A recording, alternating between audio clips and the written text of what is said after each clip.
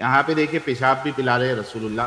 आपने हिंदुओं में गौमूत्र पीना सुना होगा, लेकिन मुस्लिम्स में भी मूत्र पीने की बात कही गई। जब से मोहम्मद ने ऊंट के मूत्र को पीना शुरू किया और नए नए मुसलमान जो बन रहे थे उनको भी पिलाना शुरू किया, तब से ऊंट का महत्व वह और ज्यादा बढ़ रहा है। जरा बताना कि इस ऊंट के मूत्र में कौन सा मिनरल मिल रहा है तुम्हें? ठीक है, ये सवाल एक बहुत ही बड़ा प्रोपेगेंडा है जो किया जाता है कि मोहम्मद सल्लल्लाहु अलैहि वसल्लम ने, जैसे कि स्पीकर ने तो यहाँ तक कह दिया कि खुद ऊंट के पेशाब पिए और सर्व किया और तब से ऊंट का महत्व, उसकी इंपॉर्टेंस बहुत बढ़ गई।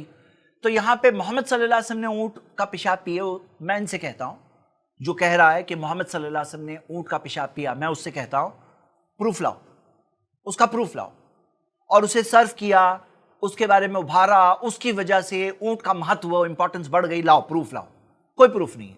आपको ये मिलेगा, सही बुखारी की हदीस है कि कुछ लोग मदीना आए थे और मदीना में आकर के वो लोग बीमार पड़ गए, तो मोहम्मद सल्लल्लाहु अलैहि वसल्लम ने उन्हें एक जगह पर भेजा जहां पर उन्हें कहा फयशरबू मिन अलबानिहा व अब्वालिहा, कि पियो उसके दूध से, यानी ऊंट का दूध पियो, व अब्वालिहा, अब्वाल यानी बॉल की जमा है, यानी कि ऊंट का पेशाब पियो, जो ऊंट का दूध पियो और उसका पेशाब पियो।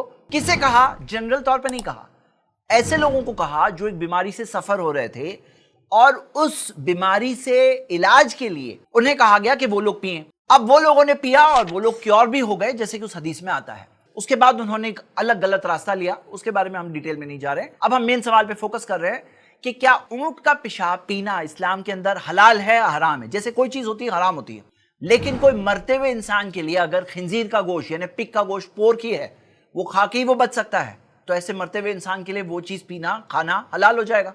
तो क्या वैसी सिचुएशन थी या ये चीज परमिसिबल में आता है या नहीं आता है? हमें इस सवाल को पहले समझना जरूरी है।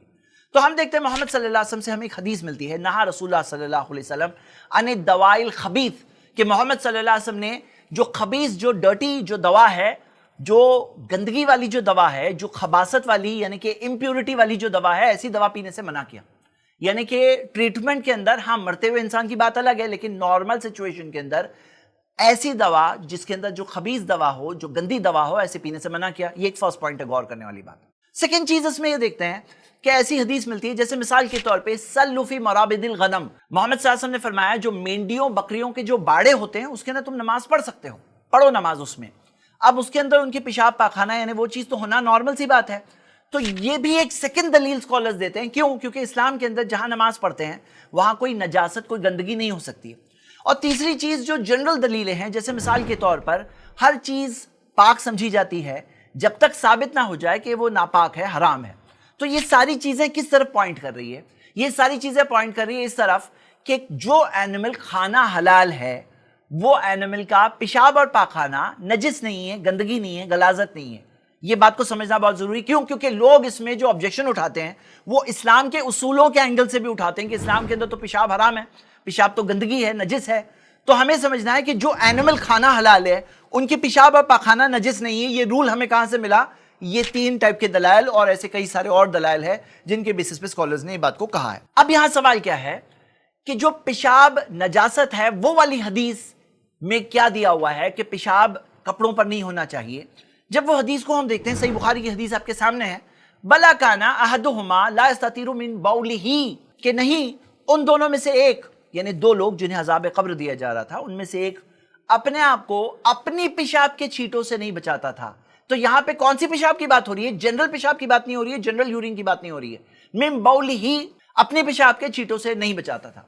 तो यहां हम क्या देख रहे हैं कि बौलिही से क्या बात क्लियर हो गई? ये बात क्लियर हो गई कि यहां पर जनरल बात नहीं हो रही है, यहां पे स्पेसिफिकली इंसान की पेशाब की बात हो रही है। ये बातें मैंने क्यों बताया? ये बातें मैंने इसलिए बताया क्योंकि लोग ये इल्जाम लगाने की कोशिश करते हैं कि यहां पे कॉन्ट्रडिक्शन है, इस्लामिक सोर्सेज में कॉन्ट्रडिक्शन है। तो समझने की बात क्या है कि इंसान के पेशाब नजासत है और जो एनिमल्स को खा सकते हैं उनके पेशाब नजासत नहीं है। मैंने दोनों के दलाइल आपके सामने रख दिया। वो कॉन्ट्रडिक्शन अब क्लियर हो गया कि कॉन्ट्रडिक्शन यहां पर कोई नहीं है, इस्लामिक सोर्सेज से कॉन्ट्रडिक्शन कोई नहीं है। अब जो उसने कहा, जो एक इस वीडियो के अंदर उस शख्स ने कहा कि क्या उसके अंदर कोई मिनरल्स है, जरा बताना कि इस ऊंट के मूत्र में कौन सा मिनरल मिल रहा है तुम्हें? जहां वो ऑब्जेक्शन उठा रहे हैं और उनको पता भी है, जो हदीस से वो लोग ऑब्जेक्शन उठा रहे हैं वहां क्लियरली दिया हुआ है मेडिसिनल रीजन से पिए थे, वो कोई जनरल बात नहीं थी। عام طور پہ ایسے ہی ایک ڈرنک کے طور پر یا ہیلتھ بینیفٹس کے لیے، ایسا نہیں، بلکہ میڈیسنل ریزنز کے طور پہ دیا گیا تھا. کوئی بھی اگر آبجیکشن اٹھا رہا ہے تو حدیث تو پڑھا ہی ہوگا نا، تو وہ تو خود دیکھ ہی سکتا ہے.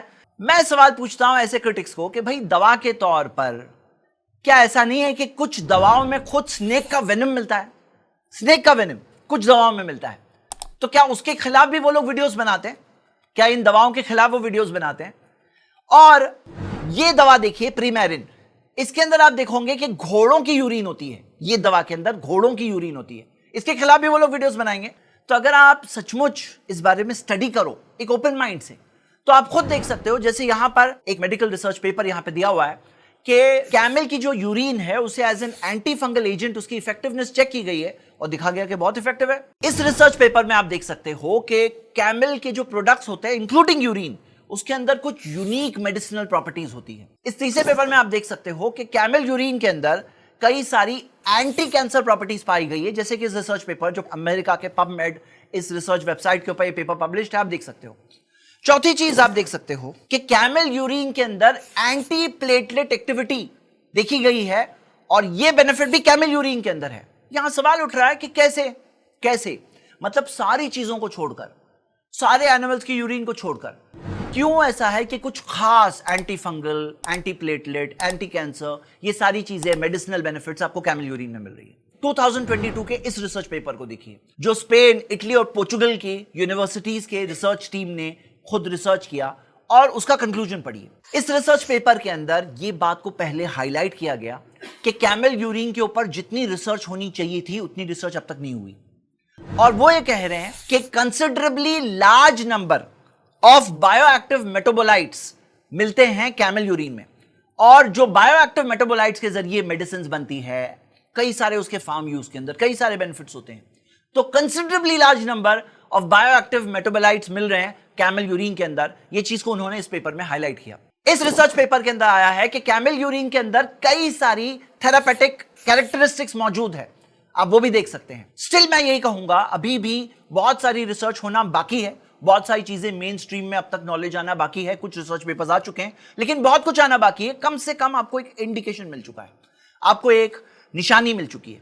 تو جو لوگ یہاں آبجیکشن اٹھاتے ہیں، الٹا آپ دیکھو گے کہ یہ آبجیکشن خود ان کے ہی خلاف ہے، کیونکہ وہ چاہ رہے تھے کہ اس پوائنٹ کو یوز کر کے مسلمز کو ایمبیرس کریں، اسلام کو بدنام کرنے کی کوشش کریں، مسلمانوں کو یہ بتانے کی کوشش کریں کہ کیسے آؤٹ ڈیٹڈ چیزیں ہیں. لیکن آن دا کانٹرری آپ کو کیا مل رہا ہے کہ کئی ساری ایسی چیزیں یہاں کیمل یورین کے اندر خاص طور سے مل رہی ہے. تو ایک سوچنے کی بات ہے ایسے سارے کرٹکس کے لیے کہ جہاں وہ کرٹیسائز کر کے بدنام کرنے گئے وہاں پہ الٹا نام نکل کر آیا. یہ بات سوچنے کی بات ہے. اور آپ یہ دیکھو گے پورا لسٹ دیکھیے کہ کئی ساری میڈیسنز کے اندر اینیمل یورین ایک انگریڈینٹ کے طور پر یوز کی جاتی ہے. تو کہاں ہیں یہ لوگ؟ یعنی ان کو کیا پتہ نہیں اتنی ساری بیسک باتیں؟ تو کیا انہوں نے وہ نہیں دیکھا تھا؟ اور اگر وہ دیکھا تھا تو یہاں پر کیوں نہیں آبجیکشن اٹھاتے وہ لوگ؟ ایک بات اور کلیئر ہو جائے کہ اسلام کے اندر کیمل ہمارے لیے کوئی گاڈ نہیں ہے، کیونکہ بعض لوگ جیسے کاؤ کو گاڈ سمجھتے ہیں، اور گاڈ سمجھتے ہیں اس وجہ سے وہ اس کی یورین پیتے ہیں. وہ سمجھتے ہیں کہ اس کے اندر ایک ریوارڈ ہے، ایک پنیہ ہے، ایک اچھی چیز ہے. کیمل یورین پینا کوئی عبادت نہیں ہے، کوئی ٹائپ کا ثواب پانے کا ذریعہ نہیں ہے. Medicinal treatment for select diseases اس کے طور پر استعمال کرنا ہمیں ملتا ہے. اب یہاں پہ کاؤنٹر کوشچن یہ آتا ہے کہ پھر گائے کا پیشاب نہیں پی سکتے؟ گائے کا پیشاب آپ کیمل کا پیشاب پی سکتے ہو، تو گائے کا پیشاب وہ بھی تو ایک ایسا اینیمل ہے جس کا گوشت حلال ہے مسلمانوں کے لیے، تو کیا اس کی یورین پینا نہیں ہو سکتا؟ بھائی اگر کوئی ریئلی ثابت شدہ بینیفٹ ہو، ریئلی میڈیکل طور پر ثابت شدہ ہو کہ کاؤ یورین سے کوئی پرٹیکولر بیماری کے اندر کیور ہے، اس کے ٹریٹمنٹ میں بینیفٹ ہے، ثابت شدہ ہو، تو الگ بات ہے. سپرسٹیشن کے طور پر نہیں، فیک پروپیگنڈا کے طور پر نہیں، اور دوسرے مذہبوں کی پریکٹس کو کاپی کرنے کی وجہ سے نہیں کر سکتے. لاسٹ بات ایک یہ ہے کہ کیملز یورین کے تعلق سے بھی اگر کوئی پیتا ہے تو آپ کو یہ جنرل رول فالو کرنا چاہیے، فَاسْأَلُوا أَهْلَ الذِّكْرِ إِن كُنتُمْ لَا تَعْلَمُونَ. پوچھو علم والوں سے اگر تمہیں نہیں پتا. یعنی کہ جس بیماری کے علاج کے طور پر کوئی پی رہا ہے تو کیا اس بیماری کے علاج میں وہ چیز ثابت بھی ہے کہ نہیں ہے، وہ چیز پروون بھی ہے کہ نہیں ہے. اور جو لوگ اس میں اوپینین دیتے ہیں ان کو بھی خیال رکھنا چاہیے. محمد صلی اللہ علیہ وسلم نے فرمایا من تطبب ولا یعلم منہ طب فہو ضامن، کہ جو شخص علاج کرے اور اس کے پاس میڈیسن کی نالج ہی نہیں ہے تو اب وہ ذمہ دار ہے. مطلب اگر آپ کے پاس نالج نہیں ہے، آپ بغیر نالج کے کسی کو نہیں بول سکتے یہ کر لو وہ کر لو. جس کے پاس نالج ہو، ایکسپیرینس ہو، پروون ٹریک ریکارڈ ہو، جس کو پتا ہے، کنفرم پتا ہے، وہ کر سکتا ہے ایک ٹریٹمنٹ کے طور پر، جیسا کہ ہم نے اس حدیث سے دیکھا. امید کرتا ہوں کہ اس تعلق سے ایک غلط پروپیگنڈا جو پھیلایا گیا ہے اس کے تعلق سے صحیح انفارمیشن آپ سب تک پہنچی ہوگی. شکریہ. السلام علیکم.